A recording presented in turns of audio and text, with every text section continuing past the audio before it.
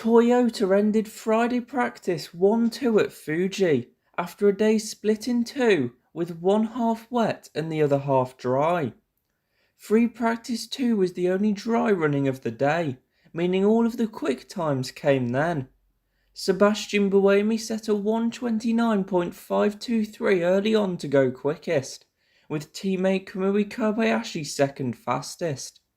Antonio Felix da Costa in the Hertz-Jota Porsche, Alessandro Pierguidi in the 51 Ferrari, Michael Christensen in the number 5 Penske Porsche, and Nicholas Nielsen in the 50 Ferrari rounded out the top 6.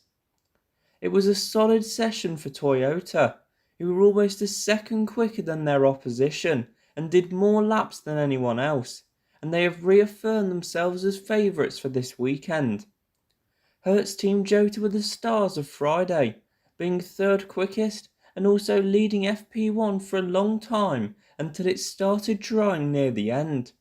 Everything is pointing towards this being a breakthrough weekend for Hypercar's first customer team.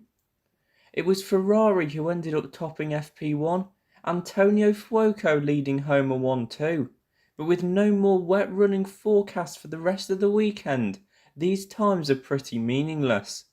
But after how poor they were in the rain at Spa, I'm sure the team would like to get a bit more wet weather experience beneath them.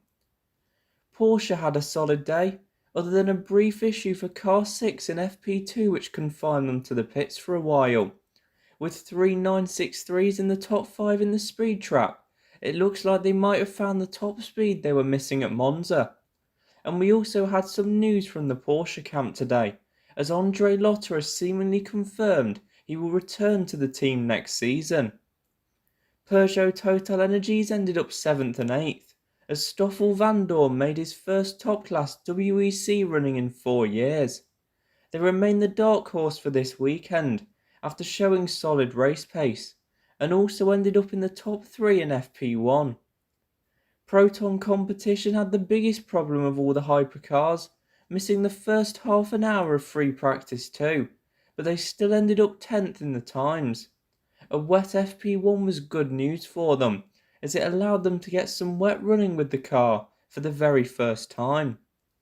Floyd Van Wall Racing Team can end Friday happy as they finished less than a second off Da Costa's third place time, and it wasn't like Tristan Vautier did an all-out quali sim to get there.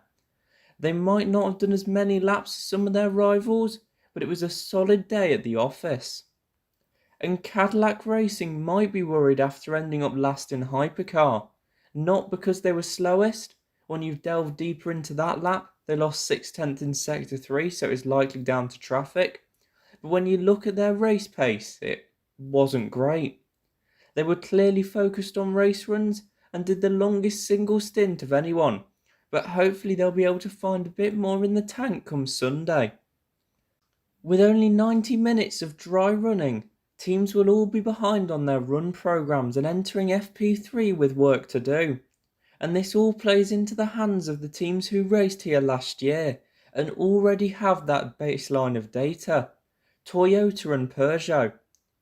Louis Delatraz went quickest in LMP2 for Team WRT, going almost half a second quicker than Pietro Fittipaldi, who topped FP1, and Oliver Jarvis. And in LMGT-AM, Davide Rigon led a Ferrari 1-2-3 for AF Corsa, whilst it was Mikael Pedersen who went quickest in FP1 for Dempsey Proton. The 54 car was looking good this afternoon, with Thomas Floor also the quickest bronze. Despite the poor weather, we avoided incidents and it was a very clean day, so no one will have a long night repairing the car to get ready for tomorrow. Speaking of tomorrow, it's qualifying day, and the fight for that all-important point for pole position.